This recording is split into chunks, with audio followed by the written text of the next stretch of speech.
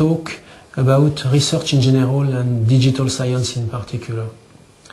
Research has been a controversial subject in France this year, not only because of its content, but also because of its organization and funding. The debate in the public arena has highlighted the impoverishment of research, modest salaries of researchers, low investment, and so on, and the cumbersomeness and the number of existing body researchers are often hindered by their status, their difficulty at the end of their career, and the lack of mobility. The controversy has tended to ignore the priorities of research, the difference in volume and allocation in terms of research and effort between such fields as biology, nanotechnology, information technology, and communication. Its quality, how research and a researcher is evaluated, its use, how is fundamental and applied research and innovation actually applied, what are the links with industries, and its content, what should be researching in France, in Europe, and in the world, what are the priorities. Conservative forces and old world interests at all levels have hindered genuine discussion. Moreover, the segmentation on which these debates hinge is outdated, consisting of conformist brotherhoods of physicists and biologists and corporate institutions.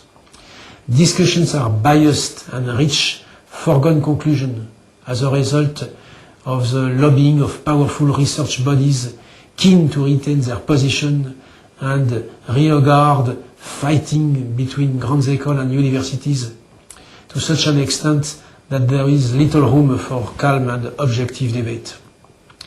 If nothing changes, then we may witness something of a decline in the years to come as Europe digests in its new members countries. Despite of all its efforts and modernization, Europe risks becoming marginalized, incapable through lack of cohesion, of even partly counterbalancing America's overwhelming domination. Research collaboration in Europe is not easy. The dispersion of research activity over the other European countries does not encourage the creation of synergy. The political decision maker and institutional official for the renaissance of higher education and research must nevertheless redouble their effort to provide a drastic overhaul and a restructuring of education and research for the new century. We must be content with faint-hearted of gesture, with structured and organization superficially reinventing themselves, and with measures designed for their media impact rather than for their effectiveness. It is strange that digital science has not yet achieved Nobel status in the scientific pantheon.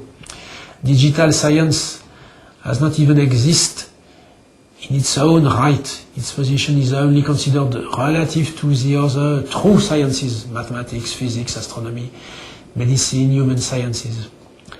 We talk of networks and computing, or there are catch-all acronyms like ICT, information, communication, science and technology. Thank you very much and good evening.